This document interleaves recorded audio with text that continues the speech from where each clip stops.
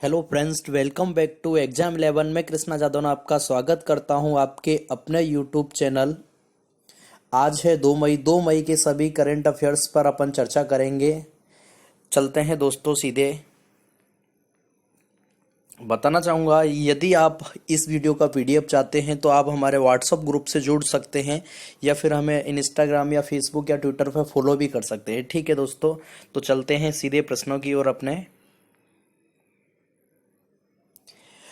आज का जो अपना सबसे पहला प्रश्न है वो है पंजाब हाउसिंग फाइनेंस लिमिटेड के अंतरिम सीईओ के रूप में किसे नियुक्त किया गया है। पंजाब नेशनल बैंक है, उसके हाउसिंग फाइनेंस लिमिटेड के जो अंतरिम सीईओ किसे बनाया गया है, मतलब तो इसमें आपके सामने ऑप्शन दिखाई दे रहा है, 4 ऑप्शन, इनमें से एक ऑप्शन सही है और इसका जो फाइनली आंसर है वो है Neeraj Vyas. Punjab housing PNB housing finance limited के अंतरिम सीईओ चुना गया है किसको? नीरज व्यास को। ठीक है दोस्तों, चलते हैं। बात आई है पंजाब नेशनल बैंक की, तो इसके बारे में थोड़ा सा अपन डिटेल में देख लेते हैं। देखो, पंजाब नेशनल बैंक की बात करें तो इसका जो फुल फॉर्म होता है वो होता है पंजाब नेशनल बैंक। बात करते हैं स्थापना 19 मई 1894 में इसकी स्थापना हुई थी। 19 मई 1894 में स्थापना हुई थी। पूर्णतः भारत का प्रथम बैंक। देखो, भारत का जो पहला बैंक था बैंक ऑफ हिंदुस्तान था, लेकिन अगर बात करें पूर्णतः 1770 में हिंदुस्तान बैंक की स्थापना हुई थी, लेकिन 1894 में इसकी स्थापना हुई थी। पूर्णतः भारत का प्रथम बैंक कौन सा है? Punjab national bank. इसका जो राष्ट्रीयकरण है जुलाई 1969 में राष्ट्रीयकरण हुआ था। जुलाई 1969 में राष्ट्रीयकरण हुआ था। इसका मुख्यालय की बात करें तो कहाँ पे है? नई दिल्ली। कहाँ पे है मुख्यालय? नई दिल्ली। अध्यक्ष की बात करते हैं मल्लिका अर्जुन राव। कौन है इसके अध्यक्ष? मल्लिका अर्जुन राव इसके अध्यक्ष हैं वर्तमान में। ठीक है दोस्तों, चलते हैं। किसे केंद्रीय सतर्कता आयोग सीबीसी भ्रष्टाचार रोगी निगरानी संस्था में सतर्कता आयुक्त नियुक्त किया गया है? तो इसका जो करेक्ट आंसर है option A, Suresh N Patel को। किसको? सुरेश एन पटेल को चुना गया है। अब बात आती है इसके बारे में केंद्रीय सतर्कता आयोग की, थोड़ा सा देख लेते हैं। इसकी स्थापना हुई थी 11 फरवरी 1964 को। इसका मुख्यालय है नई दिल्ली। इसके प्रेजेंट टाइम के अध्यक्ष हैं, इसके चेयरमैन हैं शरद कुमार। कौन है? शरद कुमार। तो ये अपन ने देखा था केंद्रीय सतर्कता आयोग। ठीक, सतर्कता आयोग देख लिया है अपन ने। चलते हैं नेक्स्ट आगे। तीसरा प्रश्न है अपना, कतर में भारत के राजदूत के रूप में किसे नियुक्त किया गया है? कतर में नए भारत के राजदूत बने हैं, वो बने हैं दीपक मित्तल। ऑप्शन डी, दीपक मित्तल को कतर में भारत के राजदूत के रूप में नियुक्त किया गया है। ध्यान रखेंगे। अब कतर की बात आई है तो कतर के बारे में थोड़ा सा डिटेल में देख लेते हैं। कतर की बात करें तो कतर की राजधानी है दोहा। कतर की मुद्रा है रियाल। यहाँ की जो राजभाषा है वो है अरबी। प्रेजेंट टाइम के प्राइम मिनिस्टर हैं यहाँ पर हमद बिन जासिम बिन जाबिर अल थानी। कौन है? हमीद बिन जासिम बिन जाबिर अल थानी। ठीक है, नेक्स्ट प्रश्न है अपना चौथा प्रश्न। हाल ही में कौन संयुक्त राष्ट्र संघ में भारत के स्थायी प्रतिनिधि के रूप में नियुक्त हुआ है? तो इसमें बात करते हैं भारत का स्थायी प्रतिनिधि के रूप में नियुक्त हुए हैं, वो हुए हैं टीएस त्रिमूर्ति। कौन? टीएस त्रिमूर्ति। ध्यान रखेंगे। अब बात आई है संयुक्त राष्ट्र संघ, संयुक्त राष्ट्र की, तो अब देख लेते हैं यूएनओ के बारे में अपन थोड़ा सा। यूएनओ की बात करें तो यूनाइटेड नेशन स्टेट ऑर्गेनाइजेशन।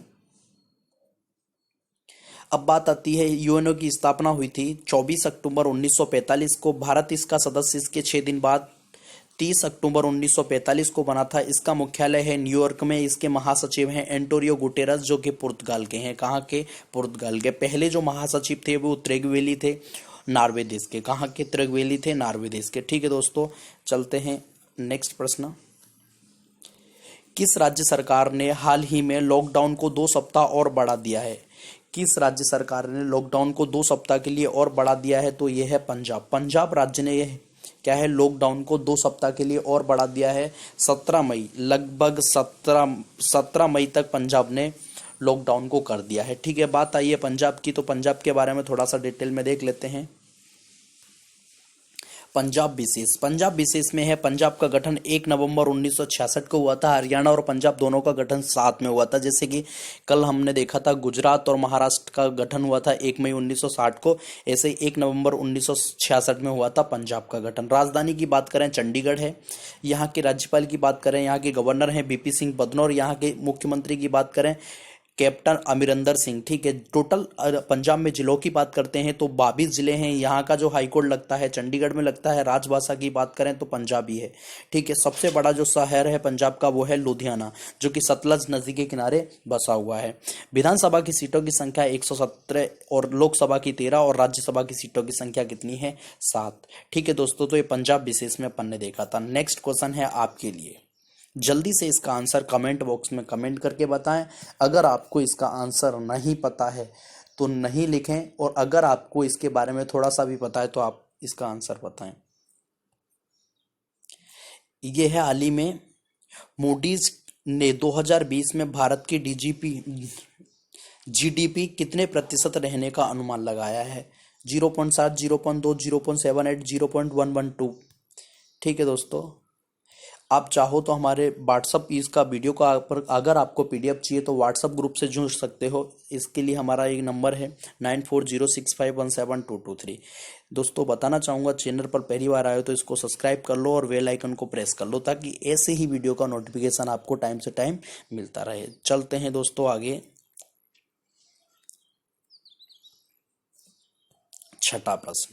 छठा प्रश्न वही प्रश्न डाला गया है आपके लिए। अगर आपको इसका आंसर नहीं पता हो तो आप यहाँ पे देख सकते हो, आपने कमेंट तो कर ही दिया होगा पहले। हाल ही में मूडीज ने 2020 में भारत की जीडीपी कितने प्रतिशत रहने का अनुमान लगाया है? तो इसका जो फाइनली आंसर है वो है 0.2%। कितना? 0.2%। ठीक है भाई, चलते हैं आगे।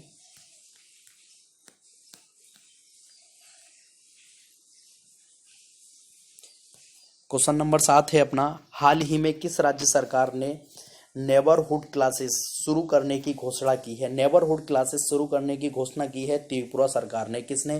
त्रिपुरा सरकार ने। अब बात आ गई है त्रिपुरा की, तो देख लेते हैं त्रिपुरा विशेष में क्या है। त्रिपुरा की बात करें तो त्रिपुरा विशेष में है 1 नवंबर 1956 को त्रिपुरा का गठन हुआ था। यहाँ लेकिन केंद्र शासित प्रदेश के रूप में गठन हुआ था। ठीक है, लेकिन राज्य कब बना त्रिपुरा? 21 जनवरी 1972 को राज्य बना। राजधानी अगरतला है। यहाँ के राज्यपाल हैं रमेश बैस हैं। यहाँ के मुख्यमंत्री विप्लव देव कुमार हैं। यहाँ का हाईकोर्ट अगरतला में है। राजभाषा बांग्ला है। सबसे बड़ा शहर भी अगरतला है। टोटल जिलों की संख्या 8 है। विधानसभा की सीटों की संख्या 60, लोकसभा 2 और राज्यसभा की सीटों की संख्या 1 है। ठीक है दोस्तों, चलते हैं नेक्स्ट आगे नेक्स्ट प्रश्न है अपना, बहरीन में भारत का राजदूत किसे नियुक्त किया गया? बहरीन जो देश है इसमें भारत का नया राजदूत किसे नियुक्त किया गया है? तो इसका जो फाइनली आंसर है वो है पीयूष श्रीवास्तव को। किसको? पीयूष श्रीवास्तव को ये नियुक्त किया गया है बहरीन में। Option D. ठीक है दोस्तों, चलते हैं आगे। बहरीन के बारे में देख लेते हैं। बहरीन विशेष में क्या है? बहरीन की राजधानी है मनामा। यहाँ की मुद्रा है बहरीन दिनार। क्या चलता है? दिनार। यहाँ के प्रधानमंत्री है अल वकर बिन सुलेमान। यहाँ के प्रधानमंत्री कौन है? अल वकर बिन सुलेमान। जम्बू द्वीप के अरब खंड में स्थित एक द्वीप है। अब ये मैंने यहाँ पर क्यों डाला है, ये थोड़ा सोचने वाली बात है। ये जम्बू द्वीप की बात करें तो भारत को पहले जम्बू द्वीप के नाम से जाना जाता था। ये बहुत ही आईएमपी प्रश्न है आपके लिए। क्यों? क्योंकि भारत में जामुन के पेड़ों बहुत ही ज्यादा मात्रा में पाए जाते थे, इसलिए भारत को भी पहले जम्बू द्वीप के नाम से जाना जाता था। बहुत ही आईएमपी प्रश्न है। ठीक है दोस्तों, अगर वीडियो अच्छा लग रहा हो तो लाइक कर दो यार, आपके लाइक से बहुत ही ज्यादा मोटिवेशन मिलता है।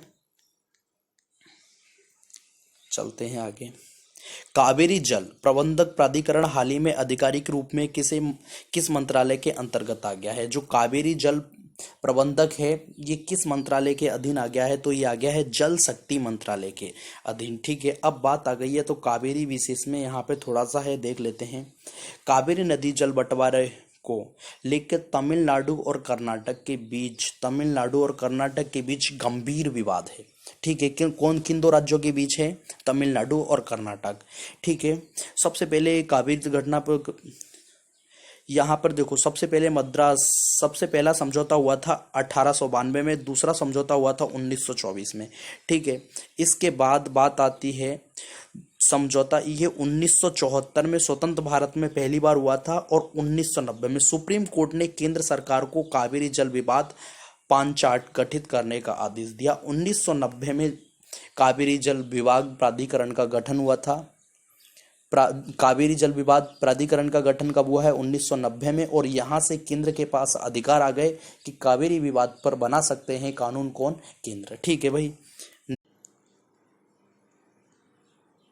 किस संस्थान ने कोरोना वायरस के बारे में विस्तृत जानकारी हेतु कोविड-19 डैशबोर्ड प्रकृति को विकसित किया है? तो प्रकृति को विकसित किया है आईआईटी दिल्ली ने। किसने? आईआईटी दिल्ली ने। तब बात आई है दिल्ली की, तो इसके बारे में थोड़ा सा देख लेते हैं दिल्ली के बारे में। यहाँ के मुख्यमंत्री हैं अरविंद केजरीवाल, यहाँ के उपराज्यपाल हैं अनिल बैजल, और यहाँ के जो मुख्य न्यायाधीश हैं वो है DN पटेल। ठीक है। टोटल जिलों की संख्या 11 जिले लगते हैं दिल्ली में। टोटल निर्वाचित सीट लोकसभा की 7 सीटें हैं, राज्यसभा की 3 है, और विधानसभा की सीटों की संख्या 70 है। और यहाँ का एकमात्र राजकीय चिन्ह जो कि पक्षी है वो है गौरैया। 20 मार्च को गौरैया या स्पैरो दिवस मनाया जाता है, ये भी आप ध्यान रखेंगे। ठीक है दोस्तों, चलते हैं आगे। 11वां प्रश्न है, गूगल असिस्टेंट तथा अमेजन एलेक्सा पर अपनी वॉइस बैंकिंग सेवा किस बैंक ने शुरू की है? तो ये गूगल और अमेजन एलेक्सा पर अपनी वॉइस बैंकिंग सेवा शुरू की है किसने? आईसीआईसी बैंक ने। ठीक है दोस्तों, अब बात आ गई है आईसीआईसी बैंक की, तो इसके बारे में देख लेते हैं। इसका फुल फॉर्म होता है industrial credit and investmental corporation of India.